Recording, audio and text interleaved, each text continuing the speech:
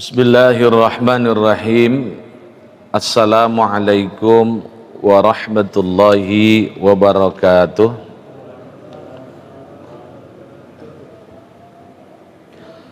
Alhamdulillahilladzi anzala as-sakinata fi qulubil mu'minin. Asyhadu an la ilaha illallah wahdahu la syarikalah al-malikul haqqul mubin. Wa ashhadu anna sayyidana wa nabiyyana Muhammadan abduhu wa rasuluh al-mab'uts rahmatan lil alamin. Allahumma salli ala sayyidina Muhammad wa ala alihi wa sahbihi ajma'in, amma ba'd. Subhanaka la ilma lana illa ma 'allamtana innaka antal alimul hakim. Bersyukur kehadirat Allah subhanahu wa ta'ala, izin Allah, nikmat Allah, qudrat dan hidayah Allah, kita dapat berhadir, bertemu, bersilaturahim di tempat yang semoga dimuliakan Allah ini. Semoga amal ibadah kita berterima di sisi Allah subhanahu wa ta'ala, doa dan hajat kita diijabah oleh Allah subhanahu wa ta'ala. Amin ya rabbal alamin. Salawat dan salam kita ucapkan keharibaan alam Nabi besar Muhammad Rasulullah sallallahu alaihi wa alihi wasallam. Bapak Ibu jamaah Masjid Raya Bani Umar yang dirahmati Allah, kita lanjutkan pagi ini pembahasan kitab hadis Bulughul Maram dan masih melanjutkan bab atau kitabul janaiz, bab yang berkaitan dengan janazah. Pada beberapa hadis yang lalu sudah dijelaskan bahwa hendaklah ditalkinkan orang yang meninggal atau mentalkinkan orang yang mautakum. Jadi mauta ini adalah bentuk kalimat masdar, sehingga kalau orang baik dia sebelum meninggal atau setelah meninggal pun, maka dianjurkan untuk membaca talqin bagi orang yang hidup. Memang tidak menutup kemungkinan terjadi perbedaan antara kapan dibacakan talqin. Apakah dia hanya sebelum meninggal ketika mengiringi, membimbing orang yang mau wafat, atau hanya sekedar itu tadi mengiringi, atau memang baik di waktu mau meninggal ataupun setelah meninggal. Artinya setelah wafat pun apakah masih disunahkan ditalkinkan atau tidak. Ini terjadi perbedaan dan ini menjadi satu hal yang biasa. Kemudian juga di hadis yang lalu sudah dijelaskan, hadis bersumber dari Abu Daud, hadis Abu Daud dan Imam Nasai, dan ini hadis sahih menurut Imam Ibnu Hibban, bahwa hendaklah dibacakan Yasin.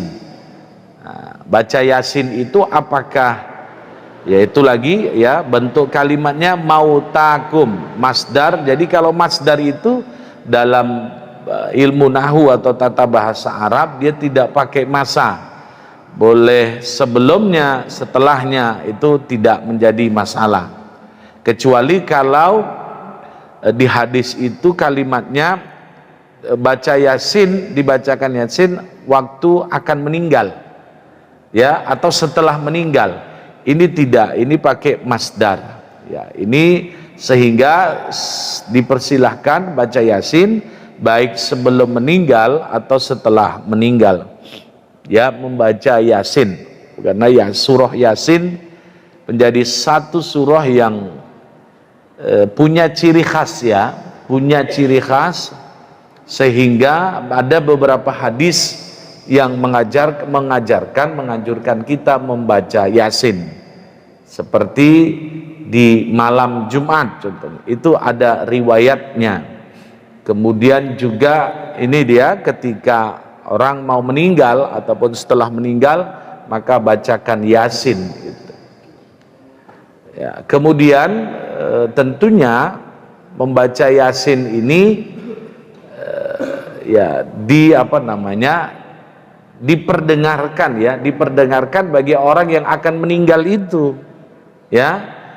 Sehingga orang yang akan meninggal itu, akan wafat ya, sakaratul maut itu, pendengaran yang didengar atau telinganya mendengarkan ucapan-ucapan atau kalimat yang baik, seperti baca Yasin, talqin, itu tadi Bapak Ibu sekalian.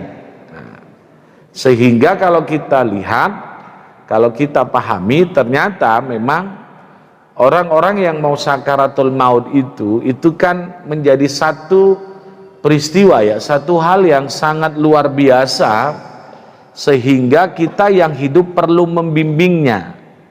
Diperdengarkan kepada orang yang akan meninggal itu, jangan dibiarkan dia sendiri, jangan dibiarkan dia tidak dibimbing, maka bimbinglah dengan baca Yasin, bacakan surah Yasin, atau dengan talqin. Talqin itu kalimat tauhid, la ilaha illallah, dibisikkan ke telinganya, ya Pak Ibu sekalian. Nah, karena apa? Karena orang yang akan mau meninggal sakaratul maut itu begitu dahsyatnya, ruh itu akan dicabut dari badan, dari tubuh, sehingga supaya ketika ruh dicabut dari badan ataupun tubuh, maka dia insya Allah wafatnya dalam baik, dalam keadaan husnul khotimah. Itu yang diharapkan sebenarnya. Ya, maka jangan biarkan orang yang mau sakaratul maut itu sendiri, dibimbing, dibisikin di telinganya. Ya, karena kalau mata mungkin sudah nggak bisa melihat, mulut sudah sulit berbicara, tapi kalau telinga pendengaran itu insya Allah masih bisa mendengar. Maka bisikkan ke telinga orang yang akan meninggal itu, termasuklah dengan membacakan Yasin. Nah, itu bagi orang yang hidup tentunya ya. Kemudian sekedar mereview saja Pak, kemudian di hadis yang lalu juga bahwa kalau ada orang mau meninggal, ketika kita kumpul di sekelilingnya, maka Nabi mengajarkan untuk mendoakannya. Ya, ini kan hadis dari Ummi Salamah ya. Hadis bersumber dari Ummi Salamah, ketika suaminya akan meninggal, maka Nabi masuk ke rumahnya, membimbingnya, sehingga Nabi mengajarkan doa, Allahumma ighfir li Abi Salamah warfa' darajatahu minna fil mahdiyyin wafsah lahu fi qabrih wa nawwir lahu fihi wakhlufhu fi aqibihi. Itu doanya, didoain ya, jangan hanya ditangisin aja ya, didoakan dia supaya apa ya, supaya dia husnul khotimah. Didoakan kita yang mendengar di sekelilingnya ya, itu menunggunya supaya dia jalannya ruh itu tadi wafatnya itu baik, doain. Jangan banyak ngobrol, jangan nangis yang berlebihan ya, itu tidak boleh seperti itu ya. Bacakan doa, jangan ngomong berbicara yang lain-lain kecuali mendoakan. Kenapa? Karena kalau di hadis ini fa innal malaikata tu'aminu ala ma taqulun, maka malaikat itu akan mengaminkan. Jadi kalau kita ada orang yang mau meninggal, kita doain, malaikat itu mengaminkan. Ya, mengamin. Kalau sudah doa diaminkan malaikat ya, masya Allah. Ya, sehingga apa? Insya Allah doa itu makbul. Insya Allah doa itu dikabul oleh Allah Subhanahu Wa Taala. Jadi dibacakan doa ya, sehingga malaikat itu nanti mengaminkan. Itulah yang diajarkan oleh Islam, sehingga bagaimana ketika orang mau meninggal apa yang harus dibacakan. Ya Allah, ya Allah ampuni Abi Salamah. Ya, kalau mau diganti namanya boleh saja, siapa yang mau meninggal. Allahumma ighfir li Tukino contohnya ya, nggak apa-apa Ya namanya nama orang ya biasa saja, mau tuh Kino, mau tuh Kijem ya terserahlah gitu. Kebetulan ini namanya Abu Salamah. Kalaupun nggak pakai nama juga nggak apa-apa. Tapi kalau doa itu memang secara khusus ya. Makanya mengirimkan surah Al-Fatihah contohnya itu tawasul dengan surah Al-Fatihah kalau bisa dengan sebut nama siapa yang mau dikirimkan. Ya, jadi itu yang diajarkan bagi kita ya. Doanya luar biasa ini Bapak Ibu ya. Jadi jangan kita ngobrol di situ, ngobrol yang nggak jelas segala macam, jangan doain. Kemudian pada hadis yang lalu juga bahwa Nabi itu ketika wafat dibungkus ya, ditutup dengan kain yang berasal dari kain yang kalau di hadis ini nomor 4 itu kain kalau di hadis ini ya kain yang berasal dari Hibrah ya, ataupun yang ditutupi dengan kain bermotif dari Yaman ya, ditutup ya. Biasanya kalau kita kan ada ketika meninggal dibungkus pakai kain gitu ya, ya nggak mesti dari Yaman, ini kan Nabi Muhammad ya, jadi jangan tidak ditutupin gitu. Jadi setelah meninggal ditutupin. Ini kan dalam rangka untuk memuliakan ya, memuliakan jenazah, memuliakan si mayat itu. Berlakukanlah jenazah itu seperti kita memperlakukan orang yang masih hidup. Ya, sehingga apa? Kita muliakan walaupun seseorang itu sudah meninggal dunia. Kemudian di hadis selanjutnya, wa an Abi Hurairah radhiyallahu taala anhu anin Nabi sallallahu alaihi wasallam qala nafsul mu'min mu'allaqatun bidaini hatta yuqda anhu. Hadis bersumber dari Abu Hurairah, semoga Allah meridai beliau, dari Nabi Muhammad sallallahu alaihi wasallam, diri seorang mukmin itu tergantung ya, digantungkan dengan hutangnya sehingga dia lunasi hutang itu. Jangan hutang aja nggak mau bayar, ini bahaya ini. Ya betul di dalam hadis itu bahwa kalau hutang itu wajib dibayar. Kenapa? Nanti berkaitan dengan ruh kita. Kalau orang yang belum lunas membayar hutang atau belum membayar hutangnya, maka itu bermasalah. Ya bermasalah artinya itu tidak diterima Allah Subhanahu wa taala. Jadi kalau mau utang kita ingat, begitu juga kalau mau bayar hutang harus ingat. Ya, jadi utang itu nggak main-main ya, dia punya konsekuensi, dia punya akibat ya. Makanya kalau di dalam hukum pun itu kan disebut dengan hukum perdata ya. Kalau di BW-nya Belandanya perdata, atau di kita juga itu namanya hukum perdata keluarga ya, atau disebut dengan al-akhwalus syakhsiyah. Jadi utang itu harus dibayar. Sehingga begitu pentingnya masalah utang piutang ini, jangan sampai terjadi konflik ya, jangan sampai terjadi huru-hara, sehingga perlu dicatat. Jadi Pak Ibu sekalian, di dalam Islam itu mengantisipasi itu sangat dianjurkan. Jangan kalau sudah case, sudah terjadi kasus baru ribut, itu tidak ya. Ya ayyuhalladzina amanu idza tadayantum bidainin ila ajalin musamma faktubuh. Apabila orang beriman, apabila terjadi utang piutang maka catat. Ya. Jadi itu yang disebut dengan ada bukti orisinal atau bukti otentik. Maka dalam dalam transaksi apapun jangan lupa untuk dicatat. Supaya apa? Supaya menutup kemungkinan terjadinya dinamika ataupun terjadinya polemik ya. Jadi seperti itu, Islam itu sudah mengajarkan bahwa akan apapun namanya, transaksi apapun namanya, hendaklah dicatat ya. Kalau sekarang istilahnya hitam di atas putih ya, karena kertasnya warna putih, tulisannya hitam, itu makanya hitam di atas putih ya. Termasuklah nanti kalau akad wasiat, akad hibah, kemudian wakaf, kemudian nanti transaksi apapun, maka hendaklah dicatat. Supaya apa? Kalau dicatat nanti ada akte hibahnya, ada akte wakafnya, sehingga kalau dicatat itu tidak ada tuntutan di belakangan hari. Ya, Dan ini memang menjadi hal yang penting. Ya, saya sudah pernah jelaskan bahwa karena wakaf itu pentingnya ada akta wakaf, sehingga tidak bisa terjadi gugatan di belakangan hari, maka jangan sampai nanti benda mauquf, benda yang diwakafkan itu terjadi tuntutan di belakangan hari. Apalagi seperti ahli waris, itu nggak boleh seperti itu ya. Ini penting supaya wakaf itu tertata dengan baik, maka manajemennya harus jelas ya.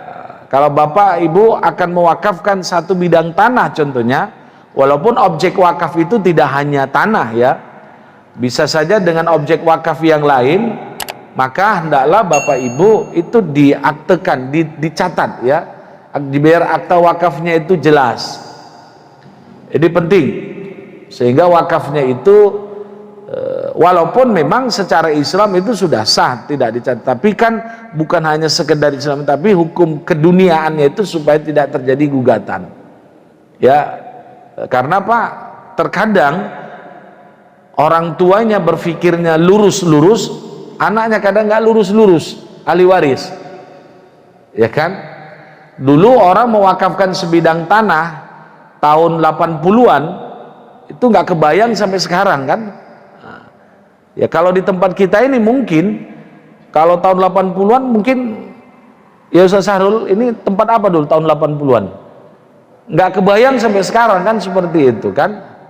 Ya, nah, jadi tapi kalau sekarang, wah ini dahsyat, hitungannya sudah per meter dia kan, seperti itu. Makanya itu tolong dibuat aktenya lah ya. Supaya apa? Supaya tidak terjadi gugatan di belakangan hari. Jadi Islam itu dalam Islam itu konsepnya sebenarnya mencegah dari hal-hal yang tidak diinginkan, maka catat ya.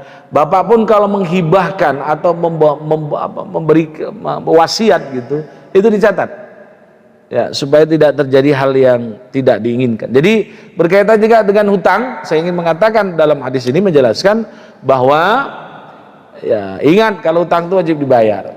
Ya, ini maksudnya hutang-hutang berkaitan dengan hutang benda lah, hutang uang ya. Makanya kalau di bank itu kan begitu kan, ada akadnya apapun namanya ya kan, harus dibayar, harus tetap dicatat. Jadi gitu Bapak Ibu sekalian ya, hutang itu penting. Hutang itu boleh saja, tapi harus dibayar.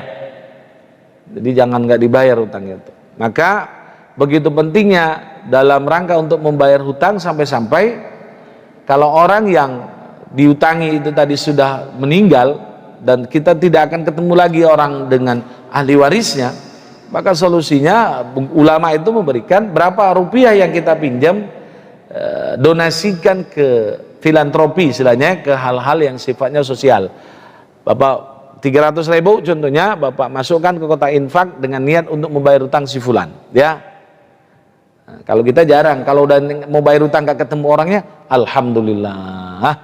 Nah, kan seperti itu ya. Ini kadang jadi hati-hati Pak ya. Kita kadang-kadang hal-hal utang ini abai. Dengan kita abai, pada akhirnya ternyata itu tidak boleh gitu ya. Oke. Jadi saya sudah pernah jelaskan, makanya tradisi kita itu kan di satu tempat ya, biasanya kita kan begitu, kalau ada ketika jenazah mayat itu akan dikebumikan, akan dibawa ke pemakaman, biasanya kan ada kata sambutan Pak Dia dari Sohibul Bait atau Sohibul Musibah. Bapak Ibu sekalian, dipahami bahwa orang tua saya ini dengan usia seperti ini tentu banyak salah dan dosa ya, ataupun banyak kesalahan kepada Bapak Ibu. Kami atas nama keluarga memohon maaf yang sebesar-besarnya. Dan berkaitan utang piutang, kami berharap supaya kalau ada orang tua kami punya utang piutang, maka dianggap bebas.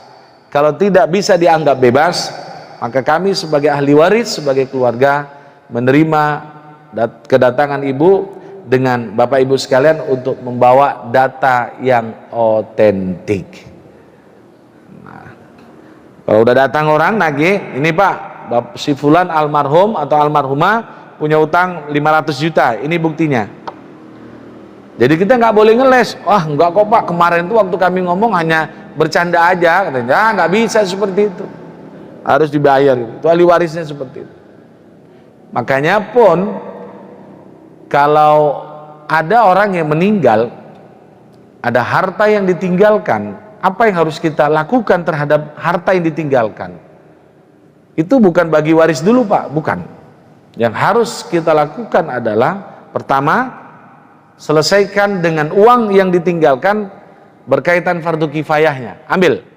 Seandainya ada uang 500 juta, selesaikan dulu masalah fardu kifayahnya, potong itu sekitar 10 juta lah tuh. Potong. Setelah 10 juta, selesai fardu kifayah, selesaikan yang kedua adalah masalah wasiatnya. Ya, ada nggak wasiatnya? Yang ketiga, masalah hutangnya. Yang keempat, masalah warisnya.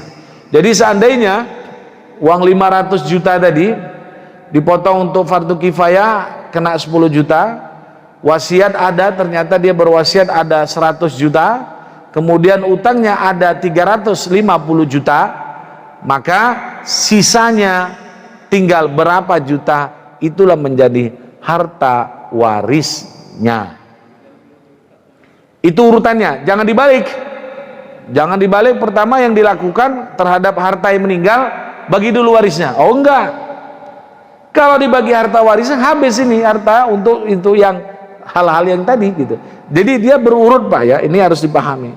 Selesaikan dulu fardu kifayah, biaya pemakamannya berapa, ya. Kemudian nanti biaya kain kafannya berapa. Kemudian nanti untuk yang untuk yang memandikan, mengkafani, kain kafan, kemudian nanti masuklah untuk biaya pemakamannya berapa. Pemakamannya itu termasuklah nanti ya kuburannya, kemudian nanti termasuklah petugas yang menggali kubur, ya kemudian nanti macam lah itu semua. Dana operasional itu harus dikeluarin, ya. Itu tadi. Setelah itu baru, dulu orang tua saya ada wasiatnya ini. Dulu dia pernah berwasiat punya keinginan bla bla bla bla, keluarkan. Setelah itu dulu dia pernah utang. Saya ingat itu dan ada buktinya, orang tuaku itu utang 250 juta ke toko ini gitu ya. Nah, atau perusahaan inilah begitu ya. Bayar itu. Setelah itu baru harta warisnya. Nah, kecuali kalau biasanya hutang piutang yang di bank ya. Biasanya kalau bank udah meninggal bebas ya Pak ya. Benar Pak Haji ya? Nah, benar, makanya hutang piutang kalau di bank itu pun harus dilihat. Itu dilihat usia ya. Usia orang yang berutang itu tadi. Sama juga kalau kita KPR ya, kredit pemilikan rumah itu, kalau kita KPR itu juga harus dilihat pengajuan KPR itu berapa usia orangnya, kan ada istilahnya tenornya berapa gitu ya. Wah ini bapak ini sudah 60-an usianya, maka itu gak boleh lama-lama bayarnya, 15 tahun 20 tahun ini berkirakan akan mati nih orang gitu, nggak boleh, paling 5 tahun ya. Jadi seperti itu. Namanya juga KPR ya, harga cash rumah 500 jadinya 1 miliar, gitu aja hitungannya. Itu nggak jauh dari situ hitungan bank itu. Betul Pak Haji ya? Nah, itu seperti itu. Ya, makanya ya itulah hitungan-hitungannya. Kalau itu memang sudah ada konsep, sudah ada kesepakatan. Jadi kalau dianggap nanti meninggal itu lunas utang piutangnya udah aman. Nah, tapi kalau kan tidak selamanya, kalau hanya sekedar melalui personal kita, itu tidak seperti itu. Makanya ya usahakan hidup ini jangan berhutang. Tapi sulit juga Pak ya. Ya negara kita aja banyak utangnya gitu ya. Ya itu negara beda lah. Makanya jangan banyak utang lah Pak. Termasuk utang ini sebenarnya bukan utang uang saja, bukan utang harta benda saja. Ucapan kita, janji kita itu pun utang. Ya, apalagi nanti masuk tahun 2024. Ya, macam lah itu ya. Tahun-tahun politik ya kan. Wah, itu banyak benar itu utang-utangnya. Jadi caleg inilah nanti akan macam lah itu. Ya, yang ini, yang itu udah jadi. Nah, itu bahaya itu. Makanya kita jangan biasakan berjanji. Janji itu menjadi hutang. Makanya al-wa'du dain, dalam hadis yang lain, al-wa'du dain. Janji itu adalah hutang. Kalau sudah hutang wajib dibayar. Dulu Bapak waktu tahun politik mencalonkan diri, dulu Bapak berjanji akan memberi sajadah atau karpet untuk masjid. Udah jadi, ternyata nggak dibayar juga, nggak diselesaikan, itu hutang. Ya. Tapi jangan ada kejadian caleg yang stres. Ya. Dia kampanye ngasih karpet, feeling dia jadi, nggak jadi, akhirnya karpetnya diambil lagi katanya ya. Nah, ini nggak benar ini namanya. Ya karena memang politik kita ini di Indonesia ini transaksional. You mau berapa, saya pilih Anda, begitu kan? Nah, karena memang masyarakat awam kita juga begitu. Makanya kalau kampanye program itu jarang diminati orang. Tapi kalau sudah datang kampanye, paling bahasa kita wanipiro Pak. Nah, jadi saya ingin mengatakan salahnya juga disalah kita semua juga. Kita salah begitu ya. Jadi kalau hanya jual konsep, jual program, nah, biasanya kurang pas. Tapi kalau di samping jual program, pulang kasih uang ya, nah, itu baru gitu. Jadi kan seperti itu. Akhirnya apa yang terjadi? Mereka yang sudah menang, sudah duduk, nggak akan pernah memikirkan kita. Buktinya kenaikan BBM di DPR RI hanya satu fraksi yang menolak, lainnya anteng aja. Kan seperti itu. Karena kita kan begitu. Akhirnya apa? Masyarakat kita juga yang susah. Ya. Kalau mereka itu mau naik BBM berapa ratus pun, berapa ribu itu tenang aja. Ya. Yang susah kan kita. Ya, dikasih BLT. BLT itu kan permen. Ya, permen kalau anak-anak nangis, kalau kata orang Jawa ngapusin ya. Udah yuk diam aja kasih permen. Udah selesai seperti itu. Ya begitulah kita ya. Tapi kita nggak membahas itu bahasanya di luar nanti ya. Jadi saya ingin mengatakan, ingat Pak, kalau Bapak pun mau caleg silakan, tapi jangan banyak berjanji. Nanti terlalu banyak Bapak berjanji, itu dia ditagih, itu jelas al-wa'du dain. Janji itu adalah hutang, dan hutang ini akan ditanya oleh Allah. Ya. Jadi seperti itu. Makanya mau jadi apapun, mau jadi kades, lurah, bahkan RT ya. Nah, jadi seperti itu. Oleh karena itu jangan terlalu ngobrol janjilah. Dalam hadis yang lalu juga dijelaskan Anna Abu Bakrin radhiyallahu anhu qabbala Nabi sallallahu alaihi wasallam ba'da mautih, bahwa Abu Bakar itu pernah mencium Nabi setelah Nabi itu wafat. Jadi ini disunahkan bagi kita keluarga, setelah meninggal seseorang dicium. Ini termasuklah Abu Bakar ya, walaupun beliau itu adalah Nabi, tapi Nabi Muhammad itu kan anak mantu ya, anak mantunya Abu Bakar Siddiq. Karena anak Abu Bakar Aisyah istri Nabi. Jadi ketika Nabi wafat dicium ya. Ini menjadi hal yang disunahkan sebenarnya ya. Siapa kita pun itu silahkan gitu ya. Makanya biasanya bagi kita pun itu imam atau yang mengurusi jenazah tadi setelah dikafani, sebelum dia dibungkus itu biasanya kan dipanggil ya, dipanggil keluarga ahli waris untuk ziarah terakhir lah, untuk menciumnya gitu ya, doakan. Jadi itu ada hadisnya. Inilah hadisnya, Abu Bakar mencium Nabi Muhammad SAW. Hadisnya riwayat Bukhari lagi ya. Ya, jadi ternyata apa yang sudah biasa kita lakukan itu ada dasarnya. Ya, jangan dikit-dikit nggak ada hadisnya ya, jangan. Orang hadisnya nggak dibaca sampai habis gitu, repot. Kita lanjutkan. Wa ani bin Abbas radhiyallahu taala anhuma anna Nabiy sallallahu alaihi wasallam qala alladzi qala fil ladzi saqata ya saqata an rahilatihi famata igsiluhu bima'in wasidrin wa kafinuhu fi thawbaihi.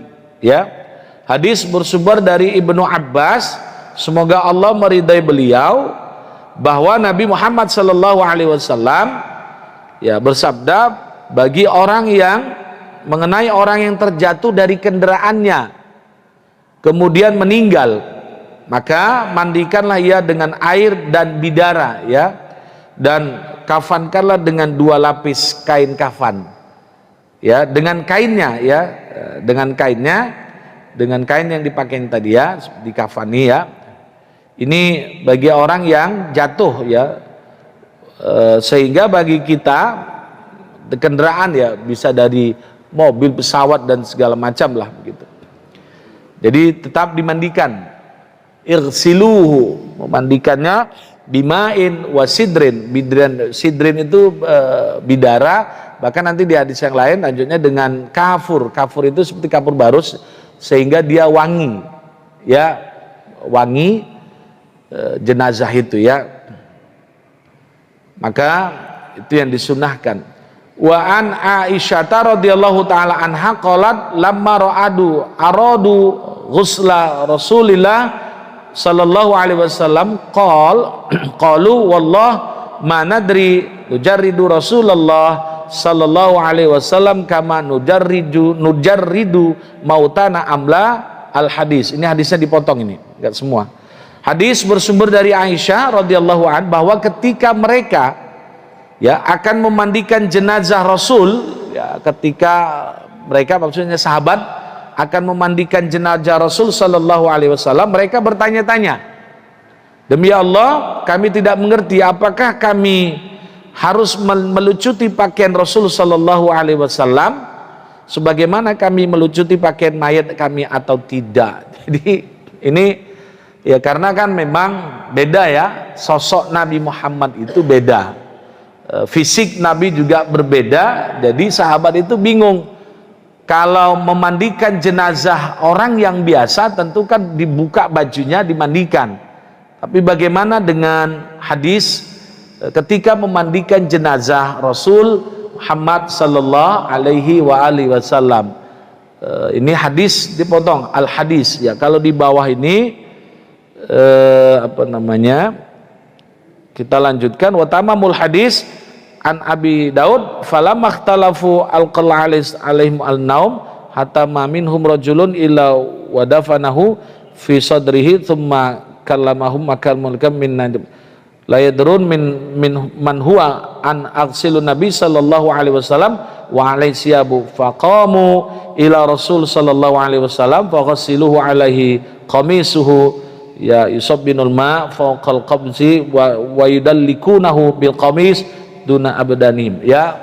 Jadi ini cara memandikan jenazah Rasul sallallahu alaihi wasallam, sehingga kalau di hadis ini jenazah Nabi itu pakainya tidak dilucutin, ya, tetap dibungkus sehingga tidak boleh dibuka transparan gitu. Intinya seperti itu, ya. Ini memang memberlakukan, memuliakan jasad Nabi Muhammad sallallahu alaihi wasallam. Makanya Pak sekalian, bahwa memandikan jenazah itu punya etika, punya tata cara, sehingga memandikan jenazah itu tadi di awal prolog tadi saya sudah jelaskan, jangan sampai jenazah itu diberlakukan tidak manusiawi, ya. Karena apa? Karena memang harus dimuliakan orang yang sudah meninggal itu, berkaitan dengan apalagi yang jenazahnya itu adalah Nabi Muhammad sallallahu alaihi wasallam. Jadi faghsiluhu alaihi qamisuhu, ya, jadi mereka siramkan air di atas pakaian beliau, ya. Jadi seperti itu, ya. Orang yang orang yang memandikan jenazah Nabi itu sangat mulia, ya. Dan yang memandikan jenazah itu bukan orang sembarangan juga gitu. Jadi begitu Pak, ya. Kalau di kita kan biasanya memandikan itu ada timnya, dan biasanya dipimpin oleh imam, ya, oleh koordinator lah. Yang koordinator bagaimana untuk menyelesaikan fardu kifayah. Biasanya makanya orang-orang yang seperti inilah petugas-petugas fardu kifayah itu, ya memandikan, mengkafani, mensolatkan. Ya kalau mensolatkan kan banyak orang ya, mengkuburkan juga ada timnya, itu harus dihormati juga Pak. Ya, ini kadang kerjaan-kerjaan sosial ini kan Pak, nah, kerjaan-kerjaan sosial yang tidak kita pikirkan untuk memberikan kontribusi kita kepada mereka, begitu ya. Nah, itu kerjaan mulia. Tapi kadang memang kita ini umat Islam, manusia ini kalau sudah berbicara kerjaan sosial, selalu yang kita kedepankan adalah ikhlas tanpa pamrih gitu ya. Ya ini kan sebenarnya bukan masalah ikhlasnya, tapi kan bagaimana kita orang yang hidup ya, orang bisa menghargai, apresiasi apa yang kita berikan kepada orang yang sudah bekerja. Ya, jadi seperti itu.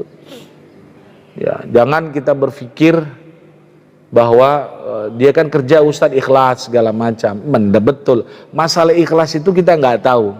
Itu urusan dia dengan Allah. Ya, indikasi ikhlas itu sulit dipahami ya. Jadi kalaupun seperti itu, ya kita apresiasi lah.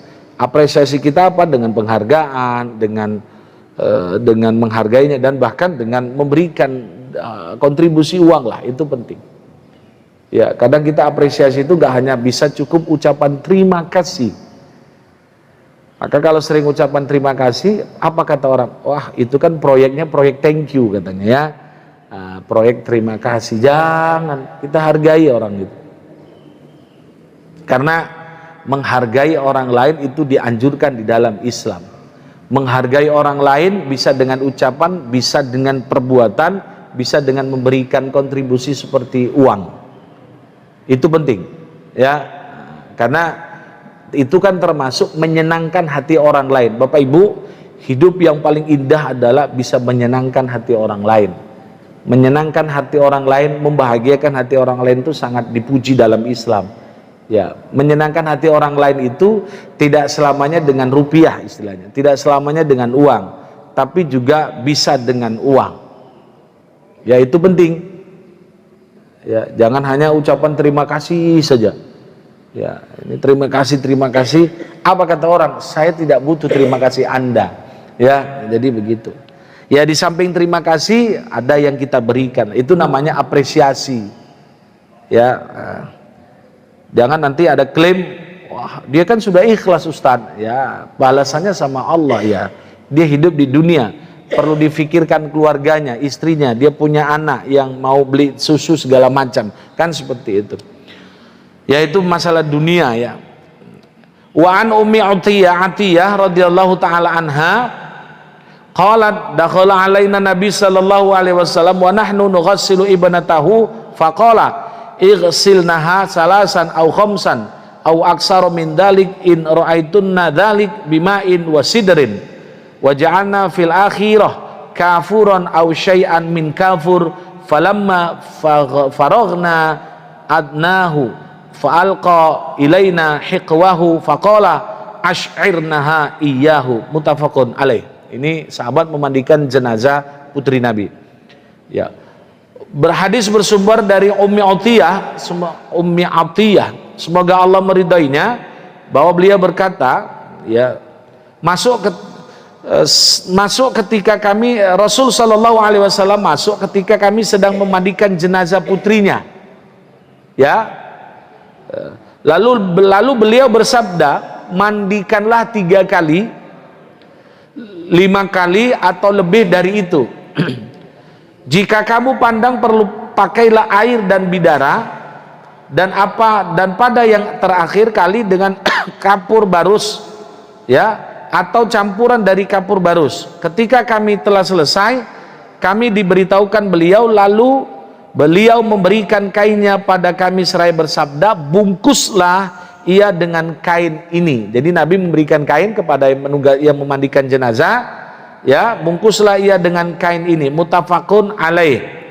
Ya, nanti pada riwayat yang lain dahulukan bagian-bagian yang kanan dan tempat-tempat wudhu. Dalam suatu lafaz menurut Imam Bukhari, lalu kami pintal rambutnya 3 pintalan dan kami letakkan di belakangnya. Ini berarti anak-anak Nabi rambutnya panjang.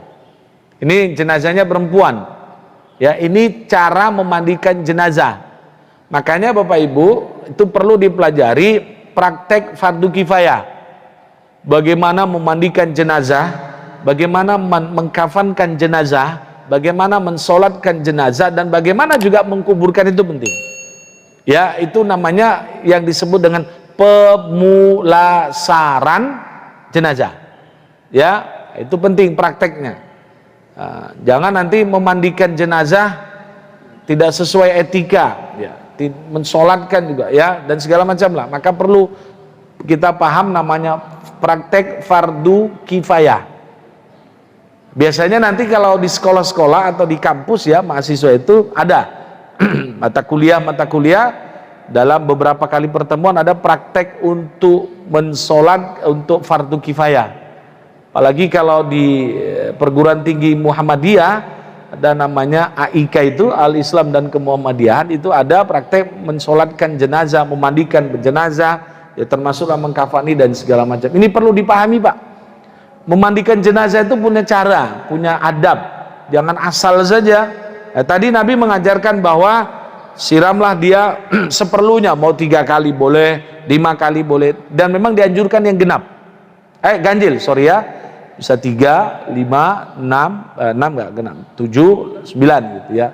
Jangan karena meninggalnya pas tanggal ganjil diganjilkan, bukan, itu kan namanya plat mobil kan begitu ya. Nah, itu Jakarta ya. Jadi seperti itu. Jadi diganjilkan boleh 3, 5. Jadi seperlunya, ya, tidak mesti 3, tidak mesti 5. Seperlunya dan secukupnya.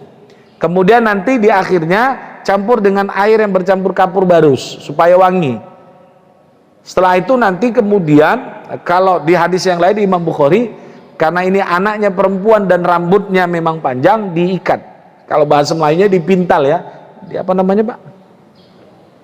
Ya, diikat gitu ya, dan ditaruhkan, diletakkan di belakang gitu ya. Ya wajar lah, karena supaya tidak menutupi wajahnya. Jadi begitu. Itu kalau jenazahnya perempuan, maka lebih beda porsinya antara jenazah perempuan dan jenazah laki, ya. Kalau jenazah perempuan kan disunahkan kain kafannya juga lebih tebal ketimbang laki, lapisannya itu, ya. Bisa kalau laki 3, ada yang mengatakan 5, kemudian nanti kalau perempuan 7 lapis segala macam, ya. Karena maaf, karena memang badan perempuan itu porsinya beda dengan laki gitu, ya. Jadi seperti itu, ya. Jadi bagi kita memang kalau sekarang, ya, ini jarang ya, bukan jarang, artinya memang sudah ada petugasnya masing-masing. Tapi kan kita juga harus punya ilmu, ya. Tapi tidak dijelaskan di sini siapa jenazahnya. Oh, ini kalau di sini anak Nabi itu adalah Zainab, ya. Ya, Zainab, ya. Anak Nabi itu kan 7, ya. Ya. Kita di samping hafal anaknya Pak Jokowi harus juga hafal anak Nabi, ya. Jangan anaknya Pak Jokowi hafal, anaknya Nabi Muhammad nggak hafal, ini kan repot jadinya, ya. Ruqayyah, Ummu Kulsum, Zainab, Fatimah, itu yang perempuan. Jadi perempuan 4, laki 3, ya kan. Kita harus paham, Pak. Kita kadang cinta kepada Nabi, oh cinta, ditanya anak Nabi berapa, orang ngerti. Nah ini kan, ya, jadi seperti itu. Jadi harus hafal itu anak Nabi itu 7. Oke, ya Pak, ya. Jadi di sini Zainab. Alhamdulillahirabbil alamin, semoga bermanfaat bagi kita semuanya, amin ya rabbal alamin. Bismillahirrahmanirrahim. Alhamdulillahirabbil alamin, wassalatu wassalamu ala asyrafil anbiya'i wal mursalin wa ala alihi washabbihi ajmain. Allahumma shalli ala sayyidina Muhammad wa ala ali sayyidina Muhammad. Allahumma ij'al jam'ana hadha jam'an marhuma wa tafarruqana min ba'di tafarruqan ma'suma. Allahumma zidna ilman nafi'a warzuqna fahma. Rabbana atina fid dunya hasanah wa fil akhirati hasanatan wa qina adzabannar. Wa sallallahu wasallam alaihi walhamdulillahi rabbil alamin. Subhanakallah wa bihamdik asyhadu an la ilaha illa anta astaghfiruka wa atubu ilaik. Nasrun minallah wa fathun qarib wa basyiril mu'minin billahi fi sabilil haq. Assalamualaikum warahmatullahi wabarakatuh.